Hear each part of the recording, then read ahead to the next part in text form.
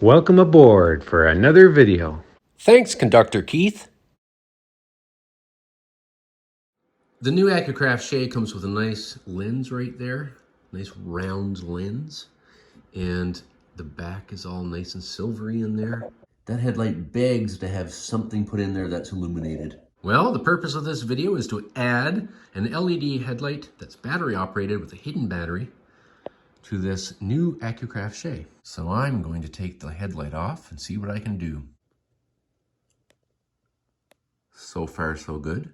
So I got this far to discover that I'm going to have to drill a hole in the back of there and put the light in through that. So I've drilled a hole there. It's not big enough yet, but it's actually quite deep. This is thicker than I expected it was going to be.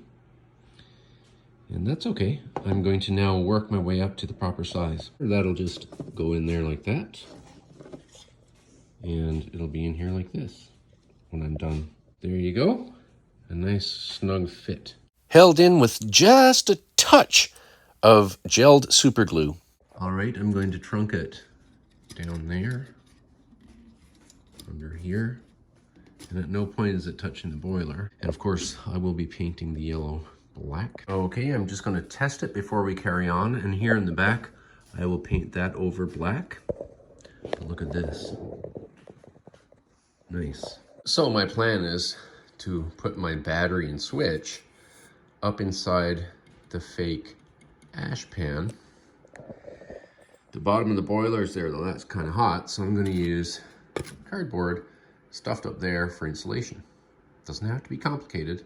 All right, so I've got two pieces put up in there, and they're just made slightly bigger than this so they press fit in, they stay. So my original plan was to put Velcro up there and Velcro on the battery. Now, here is the serendipitous part, okay? The battery fits in there. Pressure fit.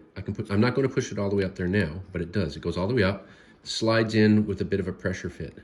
I don't have to use Velcro at all. I put an on-off switch and I glued it right to the battery and wired it all together. Now, of course, this is tricky because the red comes out of there into the switch and comes out black. I've never understood that. Wish it was both red, but anyway, this one goes on to the positive. I should mention that even with this on there, if I undo that part and let it dangle, I can plug the charger for this right into the battery without having to, So the fact that the on-off switch is on it, it makes no difference to charging. So why don't we try it? On, off, on, off. So what's left to do now is paint the back of the light there and paint the yellow line. This is the side the wires come down. You know, if that went by, you might notice the wires up here on the boiler, but really, a little bit of wire down that side is a minor trade-off, I think. Of course, on this side, you hardly notice anything at all, just behind the headlight. But this is what you get for that little bit of inconvenience.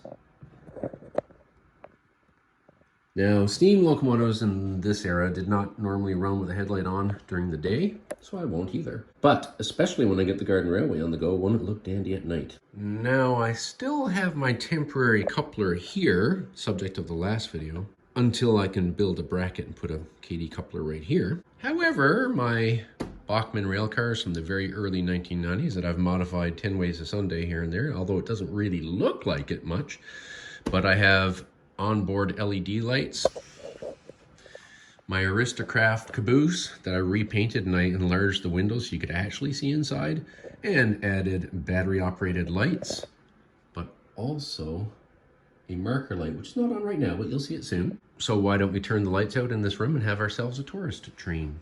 My goal eventually is to have all the buildings on here and other things illuminated with the flick of one switch, but that's in the future. Allow me to make your mistakes for you. I first lit the locomotive to get the heat up and stuff before turning on the headlight. Well, I should have done it the other way around. I mean, a 9-volt battery fully charged is going to run an LED light for a long, long time, because in order to flick the switch on, I use my pinky under here.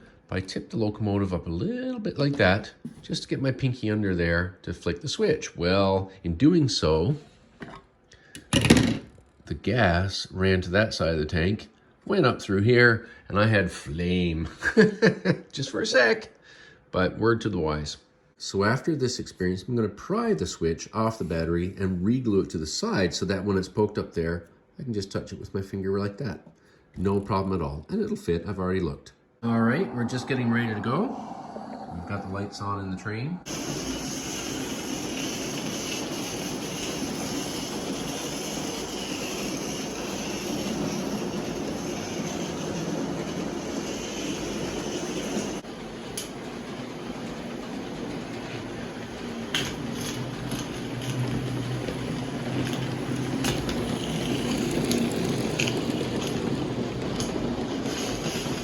All right, I think it's time to turn the lights out. There is still some light bleed from a window, so it's not 100% dark in here.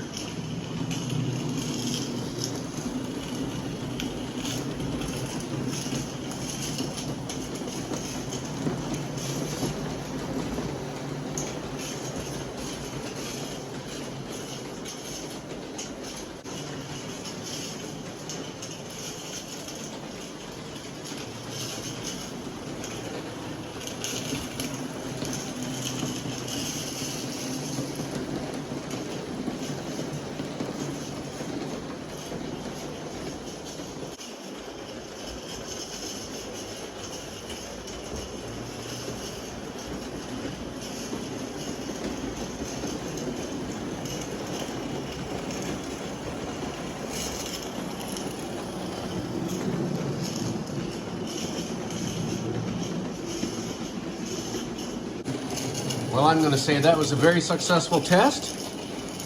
Looks great.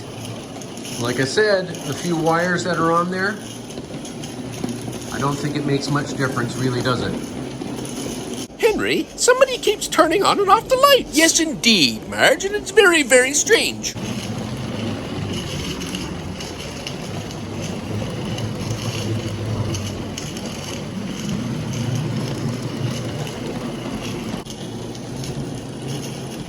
Can't even really see the battery or anything up there. I mean, you can't at all.